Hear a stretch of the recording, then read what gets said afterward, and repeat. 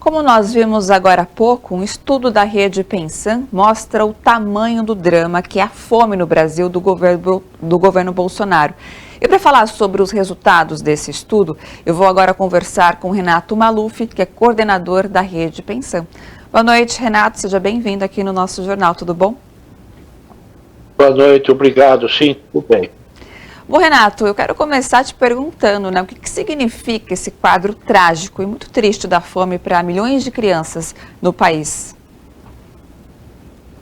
Bom, é um retrato do que começou a se desenvolver, de um processo que começou a se desenvolver no país desde pelo menos o golpe de 2016, porque ali tem início a um desmonte de um conjunto de programas públicos, um esvaziamento gradativo de alguns espaços, não é?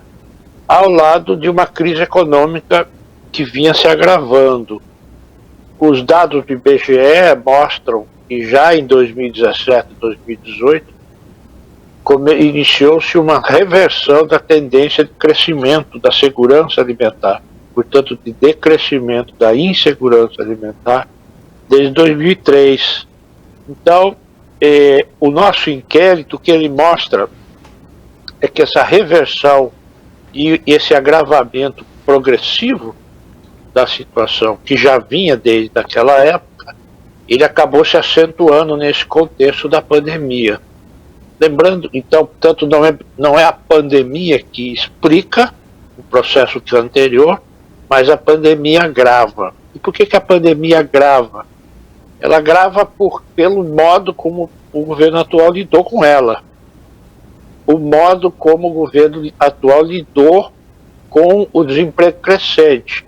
Então, nós temos, desde 2017, a interrupção da valorização, que era anual, né, do salário mínimo, nenhuma iniciativa consistente que estimule o investimento público e o investimento privado para gerar emprego, e o progressivo desmonte de instrumentos de proteção social, com iniciativas permanentes de ataque a direitos sociais. E aí o Congresso tem uma responsabilidade muito grande. O governo Bolsonaro o que fez foi radicalizar. No seu primeiro ato, ele fechou o CONSEI, o Conselho Nacional de Segurança Alimentar, que se localizava no presidente da República.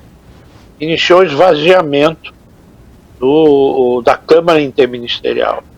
Então, aquele conjunto de programas e o marco institucional que implementava, caracterizado pela intersetorialidade de ações e por uma intensa participação social, ele foi praticamente desmontado, né? Alguns programas permaneceram com um alcance muito aquém do que tiveram, né? Imagine tudo isso repercutindo sobre famílias com crianças menores de 10 anos.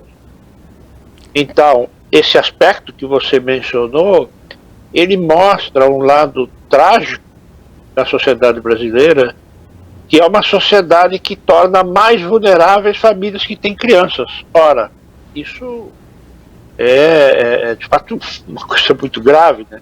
É sinal que é um país, uma sociedade que não consegue cuidar e proteger suas crianças, né?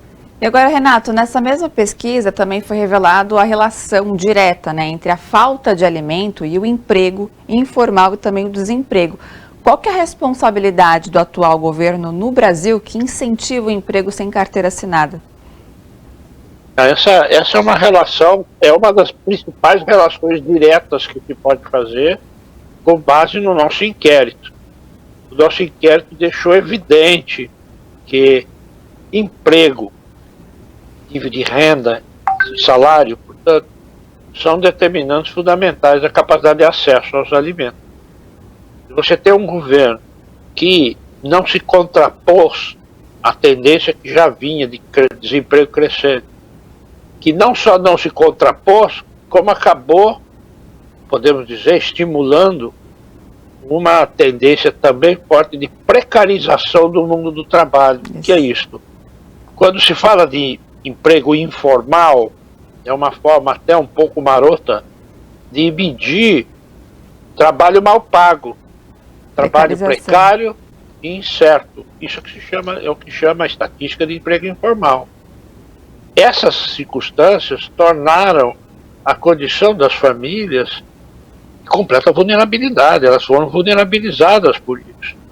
É o que eu disse, eu não sou capaz de citar nenhuma medida consistente desse governo, assim como não é do governo anterior do Temer, né?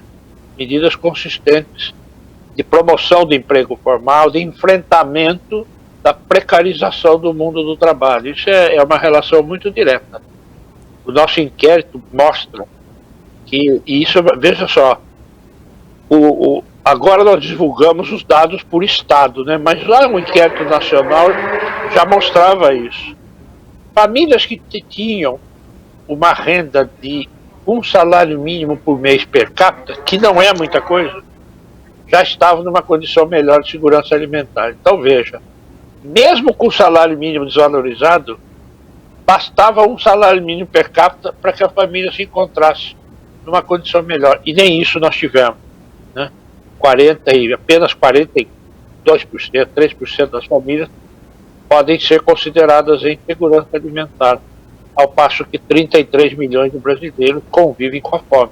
É muita gente, né, Renato? Ô, Renato, quero agradecer, viu, sua participação aqui com a gente no seu Jornal da Noite desta quarta. Muito obrigado. Até uma próxima.